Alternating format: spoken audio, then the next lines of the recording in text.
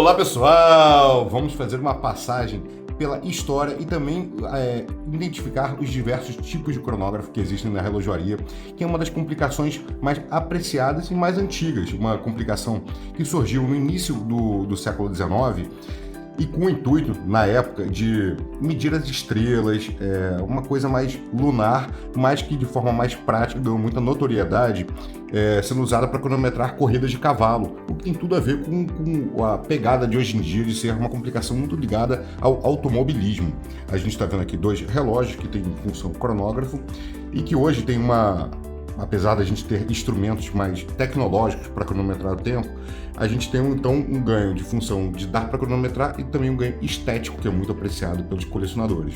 A gente está vendo aqui um dos cronógrafos mais famosos de todos, que é o Daytona da Rolex, e a gente vai ver nele como funciona um cronógrafo tradicional, que tem um visual meio misturado. A gente vê o ponteiro de horas, o ponteiro de minutos e o ponteiro de segundos. Na verdade, ele é o ponteiro de segundos do cronógrafo. O ponteiro de segundos da hora é esse que está aqui às 6 horas. Então a gente vê um relógio que está marcando que são 9 horas, 18 minutos e 30 segundos.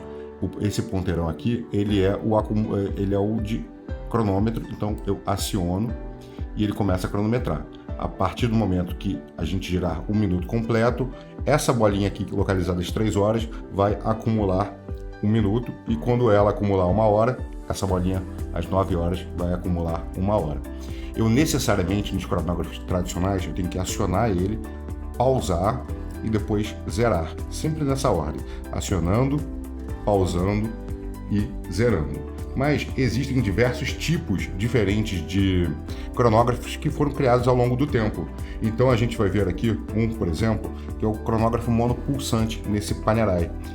Ele tem uma função bem específica, bem parecida com a do Daytona que a gente viu há pouco, mas a gente controla tudo por um botão só. Então a gente aciona,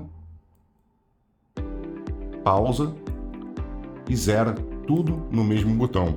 Parece algo simples de ser executado em termos de mecanismo, mas em termos de relojoaria é uma complicação de um nível altíssimo e muito apreciada entre os colecionadores. Vou deixar esse relógio aqui de lado, que daqui a pouquinho eu vou mencionar mais uma coisa sobre ele. Outro tipo de cronógrafo que existe é o Split Seconds, que é uma das mais legais de todas e é usado para cronometrar 2 eventos simultaneamente. A gente está vendo esse King Power, que é um relógio, uma série limitada em homenagem ao circuito de Abu Dhabi da Fórmula 1 e que tem tudo a ver com isso. Então, quando a gente aciona, da forma que a gente já viu, a gente vê que o ponteirão começou a se mexer. Sendo que ele aqui, na lateral, tem um botão chamado Split, que tem tudo a ver com Split Seconds, e quando eu aperto, reparem no botão de segundos que ele vai se separar em 2. Então, ó, apertei, ele se separou em um botão e agora eu consigo parar o outro. Então, eu consigo cronometrar que um carro completou a prova em um tempo e o outro em outro tempo. Depois eu junto eles e zero. Uma das funções mais legais e visualmente fica lindo. Inclusive, você deixar ele parado e usar o relógio assim, eu acho demais. Agora a gente vai ver um tipo diferente, que é o cronógrafo flyback, que é aquele cronógrafo que também parece uma função bem simples, mas em termos de engenharia de mecanismo, ele é bem sofisticado. A gente está vendo aqui um Audemars Piguet Code 1159, um Audemars Piguet que não tem tanta cara de Audemars Piguet, por incrível que pareça. Ele é um visual mais clássico, todo delineado, e ele tem o cronógrafo flyback, que é esse cronógrafo que a gente não precisa pausar para zerar ele. A gente consegue zerar ele ainda em movimento.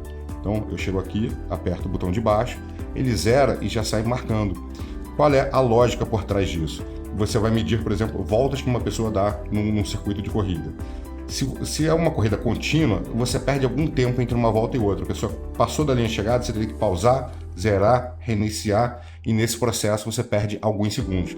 No cronógrafo flyback, a pessoa vai passando a linha de chegada, você simplesmente faz pum, e já está marcando a segunda volta sem perder esses segundos. Também é algo bem sofisticado em termos de mecanismo.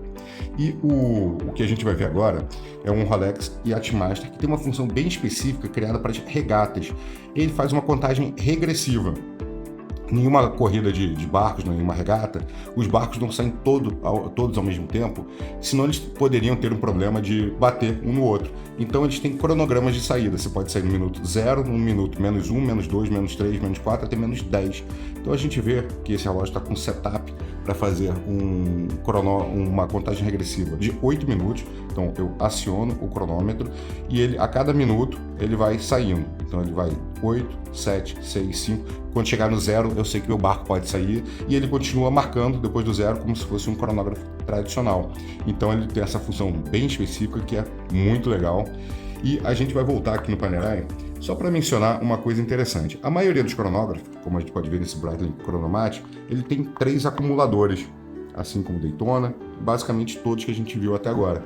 Sendo que nesse aqui a gente vê somente 2 acumuladores, que é chamado de bicompass, que é apenas 2 compassos, digamos assim, que não é uma complicação, na verdade deixa o relógio mais clean e dá um ar mais vintage como foram os primeiros cronógrafos.